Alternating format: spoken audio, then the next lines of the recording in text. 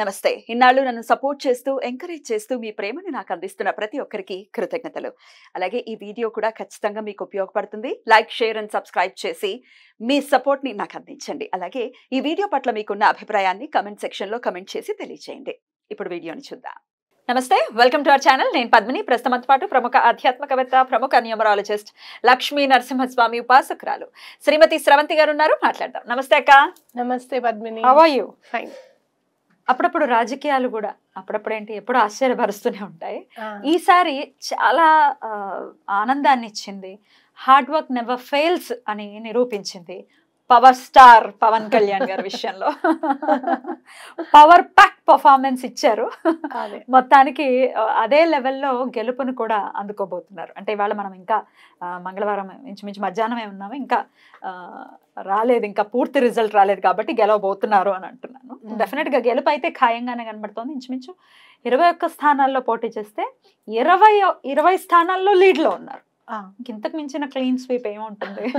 Last elections కి ఈ elections చూసుకుంటే అసలు తనకే డిపాజిట్లు రానటువంటి సందర్భం నుంచి ఒక గేమ్ చేంజర్ గా మారినటువంటి పరిస్థితి ఖచ్చితంగా తెచ్చుకున్నారు. దీని వెనకాల ఎంతో కృషి ఉంది, డెఫినెట్ గా హార్డ్ వర్క్ ఉంది. అందుకే అంటున్నాను హార్డ్ వర్క్ నెవర్ ఫెయిల్స్ అని చెప్పి. డెఫినెట్ గా పవన్ కళ్యాణ్ గారిని ఇన్స్పిరేషన్ గా తీసుకోవాలి. చెప్పండి అక్క మీ మాటల్లో. ఎప్పుడైనా కూడా మనం ఏదైనా ఒక పని చేద్దాము అని చెప్పి డిసైడ్ అయిన తర్వాత గనక మనం ముందుకు వెళ్ళిపోతూ ఉంటాయి. ఒక్కసారి ఆగిపోవాల్సి వస్తుంది.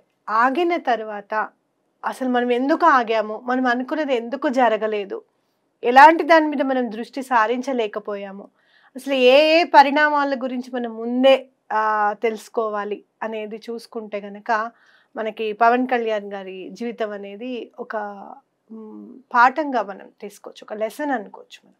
ఎందుకు అనంటే అనుభవాల్లో నుంచే పాఠాలు పుడతాయని నేను గట్టిగా నమ్ముతాను పద్మిని. ఫస్ట్ టైం ఓడిపోయినప్పుడు జనంలోకి రావాలి, జనానికి తన గళం వినిపించాలి. అలాగే ప్రజాస్వామ్యంలో నేను ఉన్నాను, నేను అలా వెనుదిరిగి వెళ్ళిపోను. అందరూ ఎలా అంటే అన్నయ్య కూడా పార్టీ పెట్టారు, అలా కలిసిపోయారు కాంగ్రెస్ లో అన్నది చాలా అంటే ఇది కూడా అలానే అయిపోతుంది, ఈయన కూడా అలానే చేస్తాడు అనేవి మనం ఎక్కువ వింటూనే ఉన్నాం విమర్శలు.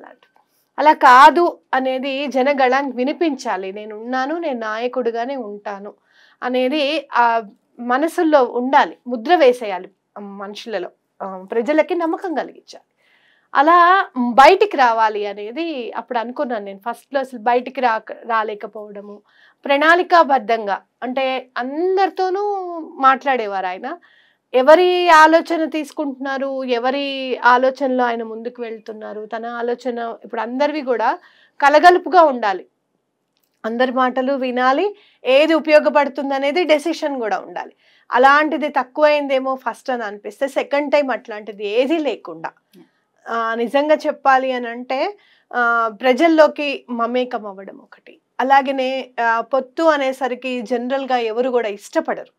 అంటే ప్రధాన పార్టీతో మనం పొత్తు పెట్టుకుంటున్నాము అని అంటే మనము కనపడమేమో, వాళ్ళ నీడలోనే మనం ఉండిపోవాల్సి వస్తుందేమో అనేది కాకుండా నాతో ఒకళ్ళు మొన్న ఒక మాట అన్నారు, తప్పకుండా పవన్ కళ్యాణ్ గారు గెలుస్తారు, ఆయనే హోమ్ మినిస్టర్ అవుతారు అని కూడా అన్నారు. వాళ్ళ ఇంట్రెస్ట్ చూడ ఎట్లా ఉంది వాళ్ళది. అంటే ఆ విజన్ అనేది వాళ్ళకి కనపడింది అక్కడ వాళ్ళకి అని చెప్పి ప్రస్ఫుటంగా నాకు అర్థమైంది. చాలా మందితో నేను మాట్లాడడం జరిగింది. మీరు ఎవరు వస్తారనుకుంటున్నారు అని అంటే అందరూ కూడా లేదు టీడీపీ వస్తుంది అనుకుంటున్నాము, అందులో ఈసారి పవన్ కళ్యాణ్ గారు కలిసారు కదా తప్పకుండా వస్తుంది అని అనుకోవడము. Can't wait to hear that. Pawan Kalyan అనే నేను అది ఎప్పుడెప్పుడు వింటా అంటే ఏదో తెలియని, ఇప్పుడు ఎటువంటి అభిమానం ఉంది యాజ్ అ బ్యూటిఫుల్ యాక్టర్, ఆయనకు అద్భుతమైన యాక్టర్, కానీ ఆ కష్టం గురించి చాలా బాధ అనిపించింది. 14 ఏళ్ళు ఆయన తలుచుకుంటే ఎన్ని సినిమాలు చేస్తారు, ఎంత డబ్బులు పోగేసుకుంటారు, అసలు ఎలా తిరిగారు ఆయన, ఎన్ని అవమానాలు. ఇక పర్సనల్ లైఫ్ నైతే ఎంతలాగా దాన్ని ఇట్లా చెరుకు రసంలో పెట్టి పిండేస్తారు చూసారా, అట్లా పిండేసి ఇంతమంది వైఫ్, 4 వైఫ్లు అనటం మరి ఆయన ఎవరు ఎంతమంది అన్నా ఉండనివ్వు, పర్సనల్ లైఫ్ లోకి అంటే ఎప్పుడు ఎంటర్ అవుతారు అనేది గుర్తుపెట్టుకోండి. ఇక్కడ మన పర్సనల్ లైఫ్లోకి ఎప్పుడు ఎంటర్ అవుతారు అని అంటే ప్రొఫెషనల్గా మనని కిందకి దిగజార్చలేము అనుకున్నప్పుడు పర్సనల్ లైఫ్ లోకి మెంటల్ గా మెంటల్ గా వాళ్ళని కొట్టచ్చు అని చెప్పి పర్సనల్ లైఫ్ కి దిగుతారు అనమాట. ఇప్పుడు తెలిసి ఈయనకి 3 పెళ్లిళ్ళు అయ్యాయి, తెలియకుండా ఎంతమందికి ఎన్ని అయ్యాయి అనేది తెలియదు కదా. తెర వెనకాల ఏం చేస్తున్నావు అని తెలీదు. నేను ఒక్క వర్డ్ మర్చిపోయాను. ఆ మైనింగ్ విషయంలో శ్రీలక్ష్మి అనే ఐఏఎస్ ఆఫీసర్ ఇరుక్కున్నారు అని అంటే ఒక చిన్న వర్డ్ క్యాప్టివిటీనే ఏదో ఉంది, అప్పుడు నాకు సరిగ్గా గుర్తులేదు. ఆ వర్డ్ ని ఎంటర్ చేసినందువల్ల నువ్వు ఎంతటి మైనింగ్ అయినా చేసుకోవచ్చు అనమాట. అక్కడ ఇంకా ఇంత అనేది ఉంటుంది, ఎంత మైనింగ్ చేసుకున్నా కూడా ఓన్లీ ఈ పర్సెంటేజ్ ప్రకారమే లిమిట్ ఉంటుంది అనమాట. ఆ ఒక్క చిన్న వర్డ్ వాడినందుకు ఆ లిమిటేషన్ లేదు.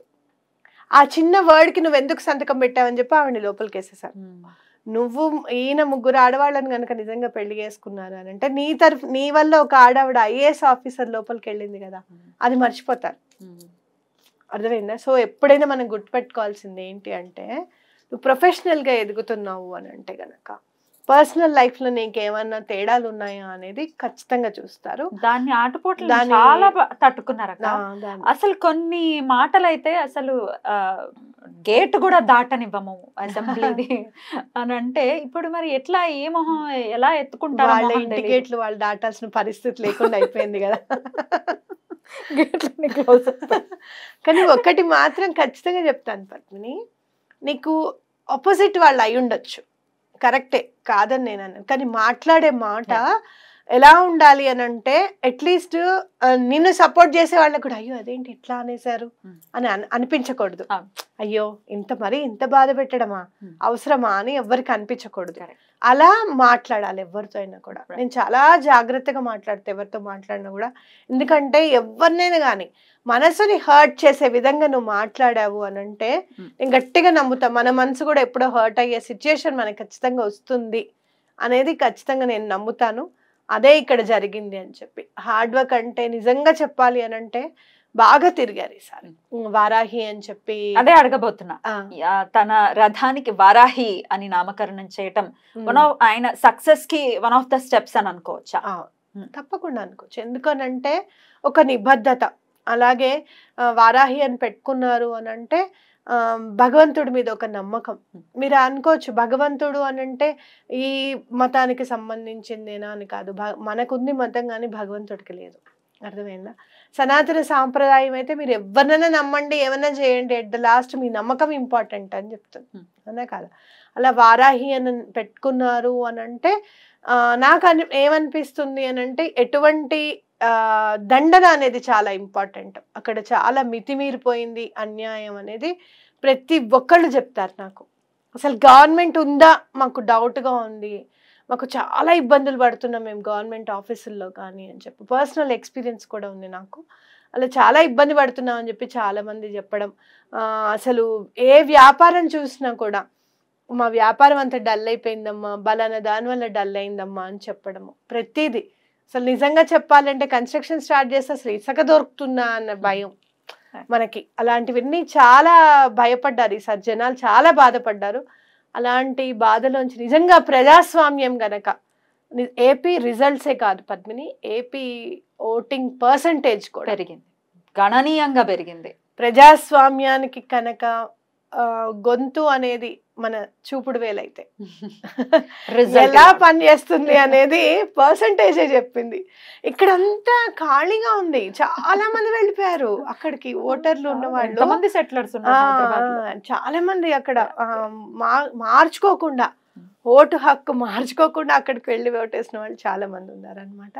నిజంగా 11 o'clock 12 o'clock కూడా లైన్లలో నుంచొని వేశారు. ట్రైన్స్ అన్ని ఆగిపోతే వాళ్ళు చాలా బాధపడ్డారు. మేము వచ్చేదే ఓటు వేయటానికి, మేము ఇప్పటికే ఇంత లేట్ అయిపోయిందని చాలా బాధపడ్డారు. కానీ అర్ధరాత్రి అయినా కూడా ఓట్లు వేసి మరీ వెళ్ళారు.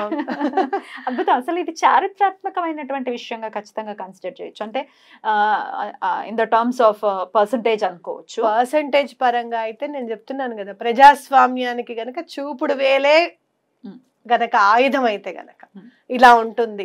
మాట మౌనం ఇవన్నీ వదిలేసే, ఇంకా ఆయుధమే చూపుడు వేలు అనేది ఇది ఖచ్చితంగా మనకి పర్సంటేజ్ అనేది మనకు తెలుస్తుంది. ఇట్లా పవన్ కళ్యాణ్ గారిని ఖచ్చితంగా ఇన్స్పిరేషన్ గా తీసుకొని ఇట్లా మేము చాలా ఏళ్ల నుంచి హార్డ్ వర్క్ చేస్తున్నాం, బట్ దెన్ మాకు సక్సెస్ రావట్లేదు అనుకునే వాళ్ళకి మీరు ఇచ్చే సజెషన్? మీకు చెప్తాను, నేను 2016లో న్యూమరాలజీకి ఎంటర్ అయ్యాను. దేర్ ఆర్ సమ్ ఇన్సిడెంట్స్, అంటే నేను ఓన్లీ 100 రూపీస్కి వర్క్ చేసిన రోజులు కూడా ఉన్నాయి. చాలామంది నన్ను అనేవారు, ఎందుకు అంత డౌన్ఫాల్, అంత తక్కువ తీసుకొని ఎందుకు చేస్తావు నువ్వు, వాళ్ళు అడిగితే సరే మీరు మేము ఇక్కడ ఉన్నామండి, బలన్న చోట్ల నేను ఉన్నాను, మీరేమన్నా ఇటువైపు నుంచి వెళ్తున్నారా అని అంటే, నేను ఒక్కొక్కసారి అటువైపు నుంచే వెళ్తున్నాను అనుకో, రండి కూర్చుని మాట్లాడుకుందాము, మేము ఈ ప్రాజెక్ట్ లాంచ్ చేయాలనుకుంటున్నాము అని అంటే మా చెల్లెలు అనేదన్నమాట, అక్క నువ్వు న్యూమరాలజీ చూస్తున్నావు అంటే నీ దగ్గరికి రావాలి కదా, వాళ్ళు ఎక్కడంటే నువ్వు వెళ్తున్నావు అని అంటే, లేదమ్మా వాళ్ళు పెద్దవాళ్ళు, వాళ్ళు బిజినెస్ స్టార్ట్ చేస్తున్నారు, మన హెల్ప్ కావాలని కోరుకోవడమే చాలా ఎక్కువ, సో మనం వెళ్దాము అని చెప్పి నేను వెళ్ళి వాళ్ళకి గైడ్ చేయడము, వాళ్ళంతా మంచి మంచి పొజిషన్స్లో ఉండడము.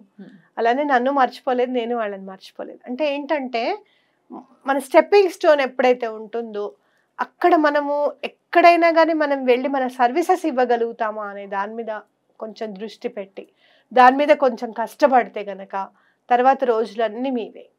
కాకపోతే మర్చిపోయిన రోజు కానివ్వు, కష్టపడిన రోజు కానివ్వు, మనం మర్చిపోకూడదు.